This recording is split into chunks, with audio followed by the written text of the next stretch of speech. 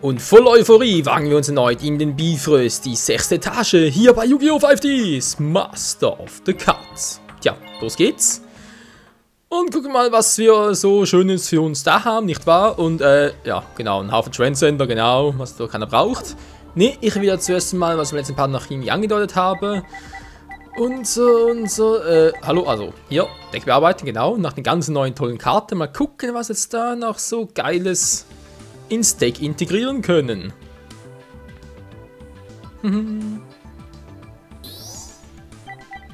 So, genau, wir haben nur einen Cyberdrachen, natürlich auch ein bisschen doof, aber okay.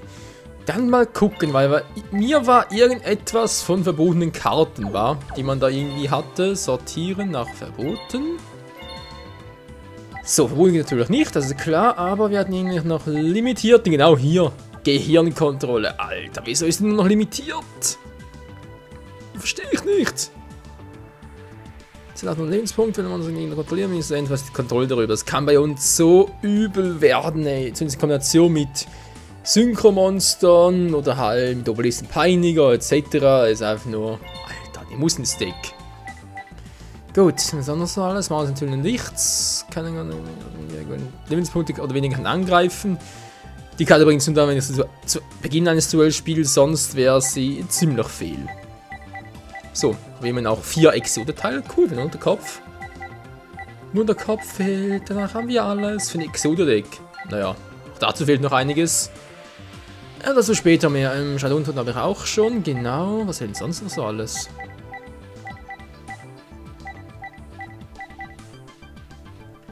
Die Einzelfeuerblüte. Nicht zu beschwören? Nee, bringt's auch nicht. Gemeinsam sind wir stark. Ja, statt der teuflischen Kralle, weil die bringt es irgendwie nicht so wirklich. Naja, mal gucken, so noch 7 komplett. Nee, war doch kein Mensch. Okay, gut, jetzt mal anders. Und zwar nach Symbolen.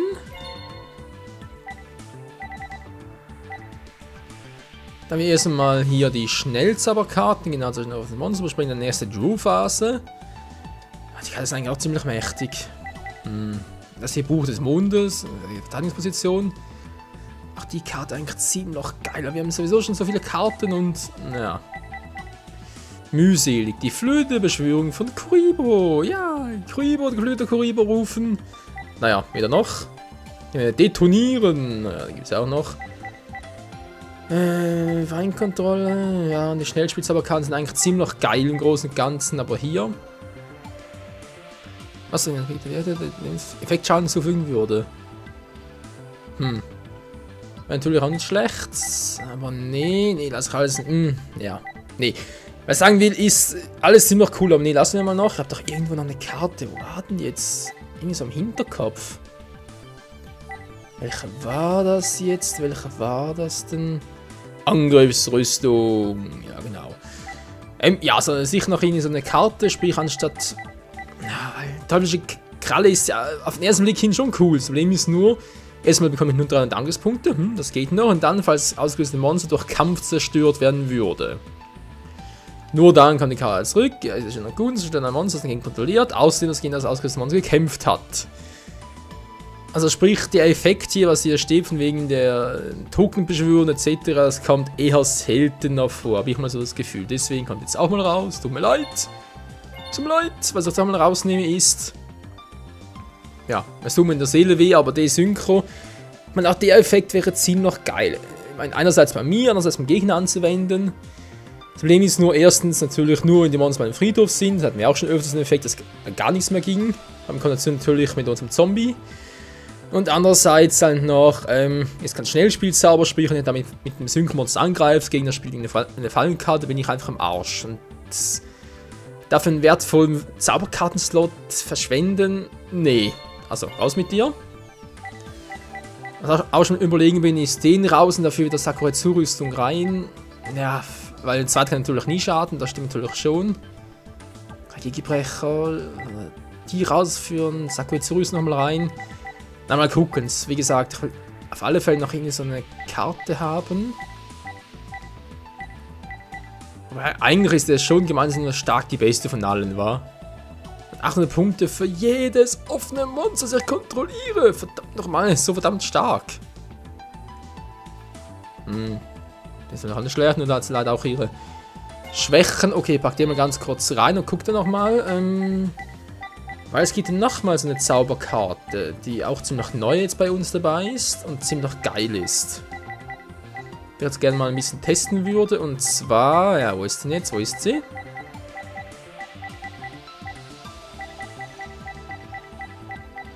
Das ist eine gute Frage. Wo ist sie denn? Wo ist sie denn? Nee, das ist auch nicht. Aufschlagen ist auch eine neue Karte, wa? Dann kommen sie mit Spalt vielleicht. Ja, 2 Stück davon. Vielleicht den rausnehmen, den gerne rein. Die kann man eventuell noch rausnehmen. Aber meine Kanone, das ist mein Liebling geworden. Verdammt. Oder vielleicht aufschlagen statt Spalt. Ich glaube, sogar meistens besser, oder? Das geht dann mit den höchsten Def. Dann kannst du eines wählen. Den höchsten Def oder den niedrigsten Angriffspunkten. Okay, was war's? Jetzt bin ich mal ganz mutig. Ja, ich weiß, werfe ihn mal rein. Dafür kommt Spalt raus, können sie immer noch ändern, keine Sorge. Mal testen, was haben wir hier noch? Austausch. Oh ja, die Karte ist auch übel. Problem ist vor allem bei Themendecks, da bringt die Karte halt nicht so viel. Ne? Das ist dann ziemlich doof. Der Anfang vom Ende ist klar.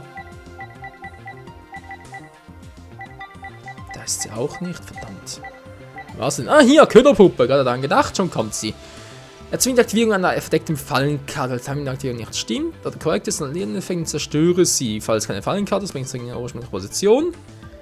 Und egal welcher Effekt davon aktiviert wurde, nachdem sie aktiviert wurde, legst du in ein Deck und nicht auf den Friedhof, mich an Deck anschließen. Das ist so ein geiler Effekt im Grunde genommen. Das muss ins Deck, das geht gar nicht anders. Okay, wenn mal das altbekannte Prinzip oder Problem, ich habe 19 Monster, die mehr oder weniger alle cool sind. Ich weiß, man könnte den noch rausnehmen, der Obelisk natürlich, und dann noch eine dritte Karte, vielleicht sogar Breaker. Oder ihn hier, oder vermutlich den eher, gegen mystische Tomaten austauschen. Ja, mir könnte eher sein, plus, ja, auch eher Geschütz und Krieger, also theoretisch gut, nur meistens sind halt auch ein bisschen nicht mehr so aktuell. Egal, lassen wir das soweit. So, jetzt gerne nochmal ganz kurz, das war falsch, Filter würde ich gerne, Fallenkarten gucken. Dann sortieren nach Symbolen. Yep. So, also. Abfangen. Nee, das wird nichts draus. Schadenspolarisator. Effekt. Der Schaden zufügen. Jeder Spieler sieht eine Karte. Klingt natürlich gar nicht mal so übel, aber nee, das rauch mal. Pixie-Ring. Was denn jetzt? Hat irgendwie noch so eine Fallenkarte im Gedächtnis. Oh, die wäre so geil bei unserem Deck. Aber die natürlich verboten, ist ja klar. Erdrüttler, nee. Der wäre auch zu schwach. Großes Tribut, nee. Gesammelte Kraft auch nicht. Wo war denn der schon wieder? Heldengeist, nee. Ah, hier war es. Klonen, genau. Diese Karten gegen den Monsters. Gut, natürlich nur als normaler Flip beschwören. Okay, Spezial geht ja nicht. Aber ist sowieso meistens. Ja, also die Frage, was ist hier der Fall? Normal oder Flip?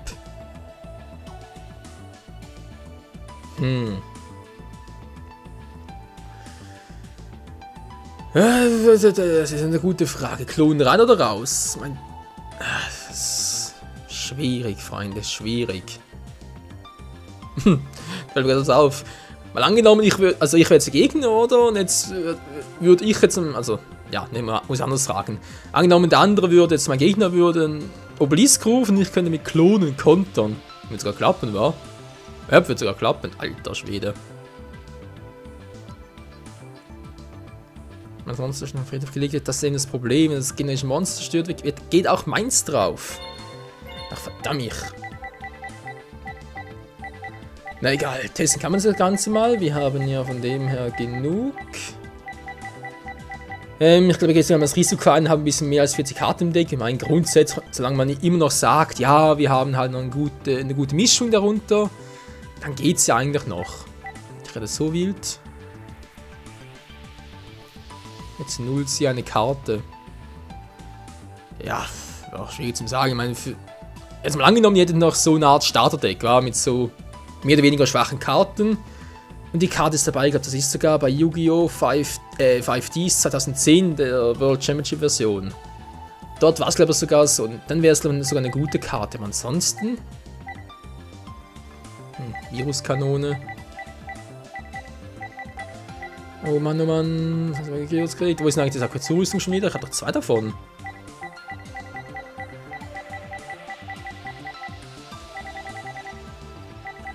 Müsste natürlich irgendwo hier sein, war natürlich alles nach dem Alphabet. P, Q, R, S, T und da ist ja auch schon die Sakura-Zurüstung. So, Dimensionsgefängnis fehlt mir leider immer noch.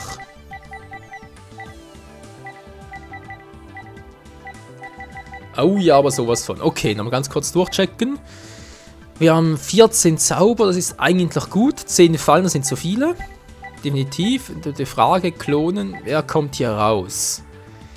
Die ist sowieso genial, der bringt es meistens in Kombination mit dem schwarzen Rotaugendrachen. Quatsch, Rosendrachen natürlich, Entschuldigung. Ich werfe trotzdem mal Raigeki-Brecher raus. Wir haben noch 9. Ich habe insgesamt 21 Karten dann. Plus 19 Monster. Ich habe trotz allem zu wenig Speed immer noch. Das ist natürlich ein bisschen doof. Komm, ich weiß, Freunde, ich riskiere es einfach mal. Ich riskiere es. Wird schon gut gehen. Oh ja, ich vermute immer noch, dass Klon ihnen rausfallen muss, weil... Ja, halt einfach der Nachteil von wegen, dass halt... bei Spezialbeschwörungen nicht funktioniert, ist dann doch wohl ein bisschen zu groß. Und die für Iris, genau, das wollten wir machen. Dann mal gucken, was hat der noch so drauf. Wir haben knapp 9 Minuten Zeit. Das müsste noch so einigermaßen funktionieren. Um das Deck zu testen. Auf die Spielbarkeit natürlich. 42 Karten. Naja, ich muss sagen, ich habe natürlich früher auch schon mit 45 Karten gespielt und trotzdem öfters gewonnen, aber es kommt immer auf die Mischung drauf an. Okay, will ich mal. Sehr schön. Bereits mal 2 neue Karten drin, die wir bereits mal so einsetzen können. Eine Karte verdeckt, ein Monster verdeckt. Dann aktiviere ich noch meine Zauberkarte, der goldene Sarkophag. Der muss unbedingt im Deck bleiben, der ist so genial. So, wir haben ziemlich viele. Yep, wenn wir mal sagen, kommt Endersynchron rein. Den kann man sicher immer gebrauchen. So. Und damit ist mein Zug beendet. Was sehe ich denn da? Der hat 3 Fusion, Synchro. Ja, Fusion oder Synchro-Monster hat der. Was? So Konstruktion? Regenbogen Eos, bist du wahnsinnig? Regenbogen von dieses Drache ist klar. Mein Klonen. So schön war's. Okay, ein Heldendeck ist natürlich schön und Elemental Neos kehrt zurück. Servus, Kumpel. Nun rufe ich Phant...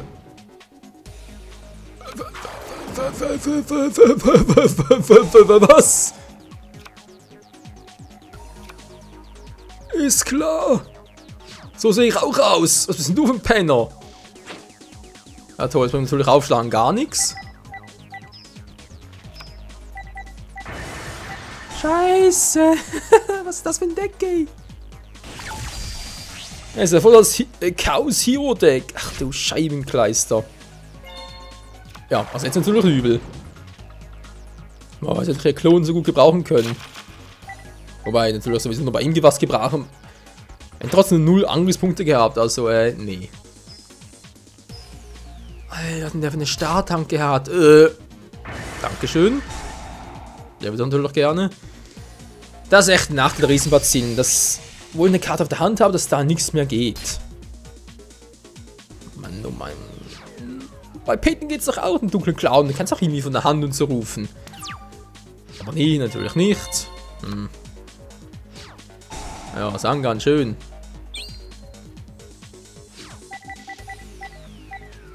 Captain natürlich. Ja, das Problem ist, ich muss natürlich irgendwie nachher ihn noch aufs Feld bringen. Oh. Okay, muss unbedingt mal einen loswerden, das geht so nicht. Ja, noch ein Monster verdeckt und ja, Zug beendet.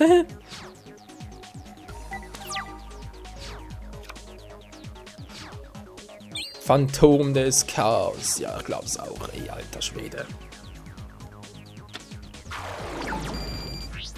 Elementarhelden Nordoneos.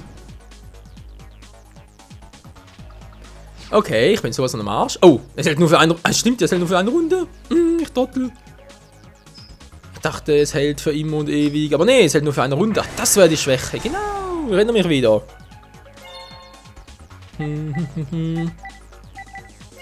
So, trotzdem mal den Captain auf die Hand.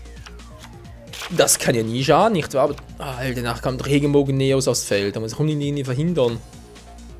Die war bloß wie? Wie verhindert das Regenbogen-Neos? Obwohl, mit einer Sekunde natürlich kann den Modus wechseln. Was von dem her auch ziemlich geil wäre. So, Geisterwache. Rufe ich ihn jetzt erstmal, um abzulenken, weil ich jetzt bereits ihn rufe mit dem. Das ist doch ein bisschen Fehler. Wieso muss der auf dem Feld sein? Nordoneos, wieso du? Effektmonster, ja. Phantom des Chaos, okay, dann ist momentan ziemlich egal. Ich stelle vor allem Zukunftsfusion. Die ist ziemlich übel.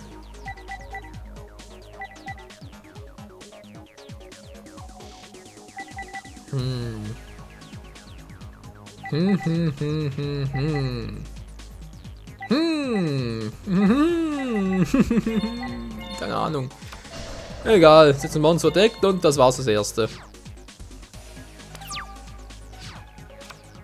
Oh Mann, ist das übel. Leute, was soll ich bloß tun?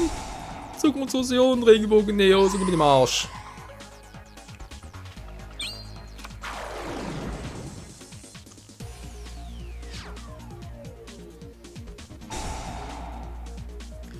Ja, natürlich klar. Okay.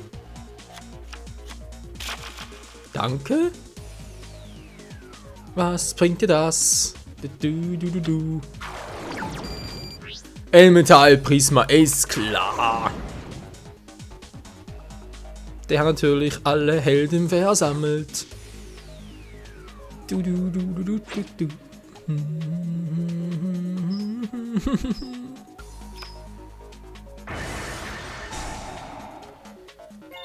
Ja, jetzt haben wir die Scheiße. Okay, braucht dringend einen zweiten Captain. Oder ein Synchro. Wird auch gehen, wa? Was ich eigentlich meinte, war, wenn ich ein Stufe 2 Empfängermonster ziehen würde, könnte ich immerhin noch Ding rufen. Katastor. Der Finsternis kann ich ihn platt machen. Kann nachher auch, wäre gar kein Problem, außer ihm halt. Das, ja, nee, müsst ihr es ihm platt machen. Weil wenn ich zuerst ihn platt mache, aktiviert er natürlich diese besondere Fähigkeit, hol wieder den zurück und so, wäre ein bisschen scheiße. Ich weiß nicht, wie das mit Regenbogen Neos geregelt ist. Na, pro Zug, ja, natürlich. Einen pro Zug. Um alle Monster gegen den Kontinent Deck zurückzulegen. Alter, wie stark ist denn das Teil? Einmal wo Spielzug kann seinen folgenden Effekt aktivieren. Ich habe sowas von keine Chance. Außer natürlich... Oh, verdammt. Ja, jetzt kommt es zu spät. Ah, verdammt mich. Ja, erwischt schon. Ich habe die Fallenkarte gelegt. Ja, ich habe nicht richtig nachgedacht. Mit dem schwarzen Rosendrachen. Das war gerade die Idee. Ja, wieso lege ich ihn zuerst? Ja, aber es geht nicht anders. Ich muss den... Es geht nicht anders. Sorry, Leute. Ich muss ihn rufen. Tja, wo ist jetzt wohl meine Fallenkarte? Ihr wisst ja, was ich meine. Genau. Der Materietransport wäre jetzt hier so praktisch.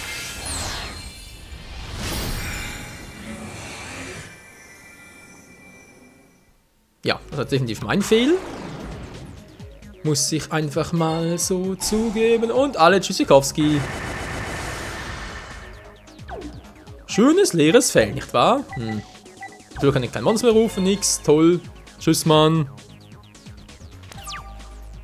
Ich kann hoffen, dass er jetzt kein starkes Monster ruft. Zu stark. Zu stark! Obwohl, geht noch. Ketonreiter, was hat denn der schon wieder drauf?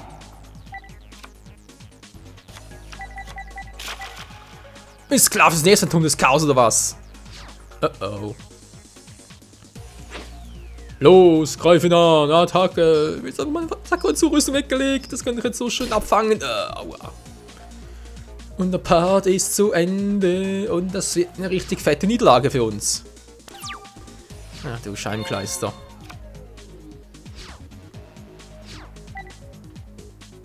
Kribon hat natürlich einen Angriff aus, das stimmt. Trotzdem muss ich noch ein bisschen abwarten. Und spiele wieder mal meine Riesenbazille. Ich hoffe nur, dass er jetzt kein Monster ruft. Wenn er jetzt kein Monster ruft, trotzdem angreift, dann habe ich noch eine Chance mit Kribons. Ja, natürlich nicht so. Ja, wobei Sanger geht noch. Der ist noch erlaubt. Na, soll wieder so ein Phantom beschwören, wa? Ja, das Phantom des Chaos wieder.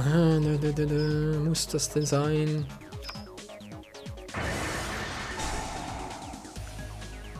Lalalala. Scheiße, Mann! Ja, das kannst du aber laut sagen. Und kann dank deiner Hilfe 2 Riesenbazille aus dem Deck rufen. Tja, selber schuld, Mann. Du hättest halt meinen Friedhof nicht so in mein Deck schicken sollen. Na? Ja, ist ja klar. Musst du doch immer genau das haben, was mir... Die Rassentypen. Ja, toll, irgendwo toll, bringt uns momentan gar nichts. Ja, versuchen es trotzdem mal. Kribons, Angriffsmodus. Und dann kommt hier der allmächtige Gojo-Wächter.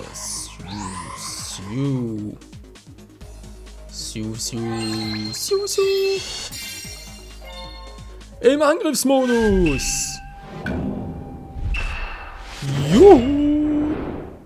Ja, servus.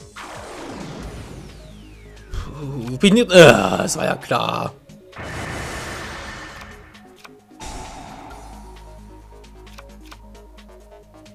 Noch ein Name geht... Wieso nicht Phantom des Chaos? Verstehe ich nicht. Und wir nichts spielen und so. Ach, ist das Scheibenkleise. Nach Angreifen nachher... doch, könnte noch funktionieren. Nach genug Lebenspunkte, um Gehirnkontrolle zu spielen, aber trotzdem... Oh, Menno.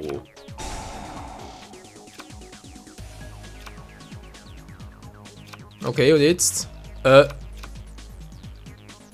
Och ne, willst du mich verarschen, oder?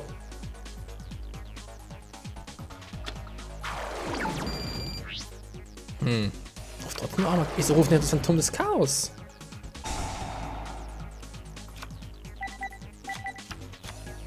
Das liegt einzig auf dem Friedhof ab, aber irgendwie verstehe ich das Ganze nicht. Na, ist egal. Das muss ich auch nicht verstehen, ich muss bloß verlieren. Oh, Herz der Karten. Jetzt wäre es echt gut, wenn du mal was machen würdest.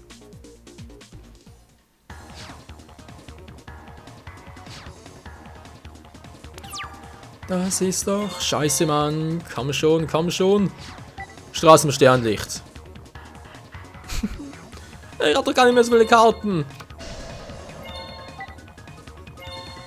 Was soll ich machen könnte, theoretisch? Also setzen und hoffen, dass er nach so einem Effekt aktiviert. Man weiß ja nie. Ich spiele Straßen mit Sternlicht und konnte ihn voll aus. Das ist mein Plan.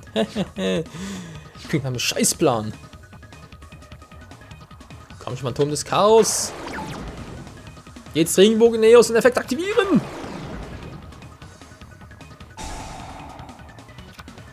Ja, ja. Komm, aktiviere seinen Effekt.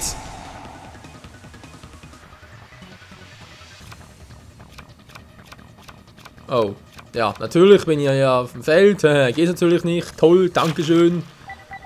Die haben eine Sayonara und Goodbye.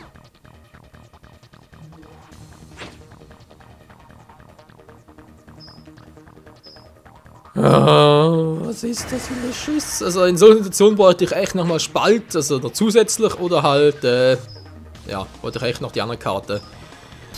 Sprich, ich bräuchte, ouch! Ne, nicht ouch, sondern Blitzanschlag. Endlich mal, weil GG geht ja nicht, schwarzes Loch auch nicht, alles verboten. Alles im Arsch. Okay, nee, so geht natürlich gar nicht. Ja, 70 DP, dankeschön. Kommt natürlich sehr. Nö, kein Bock mehr, Leute. Ich muss erstmal Deck nochmal ein bisschen ändern, weil so wie wir es gerade haben, geht das gar nicht. einfach, nee. Das ist einfach ein No-Go.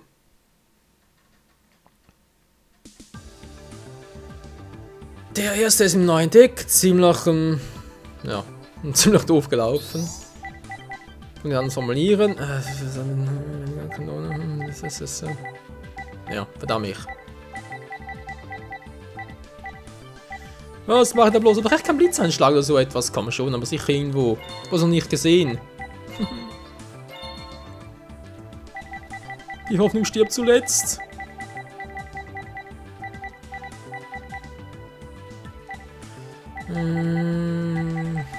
So. Wo bist du, Blitzeinschlag? Bla bla. Bli. Blitz ist weg. Kein Blitzeinschlag. Toll, dankeschön. Ja. Da bleibt mir eigentlich nur noch eins zu sagen. Hab ich ein Dick? Hä? Das hat er ausgenommen. Crazy. Ja, Leute, ich würde mal sagen, unser erster Versuch im neuen Deck, der war. Naja. Ich kann das Gelbe vom Ei wirklich nicht. Mal gucken, ob wir dann noch vielleicht 2 Fallenkarten rausnehmen. Wie gesagt, der Klon, vielleicht sogar eine Sakura-Zurüstung noch mehr. Na, Klon wäre so geil, aber. Grundstufe, ja, Grund ist natürlich alles das.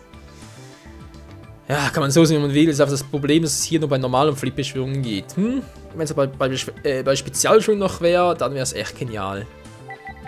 Ja, was machst du denn hier bei deinem Gegner bloß? Ja, natürlich. Gehirnkontrolle, okay. Opfern und so.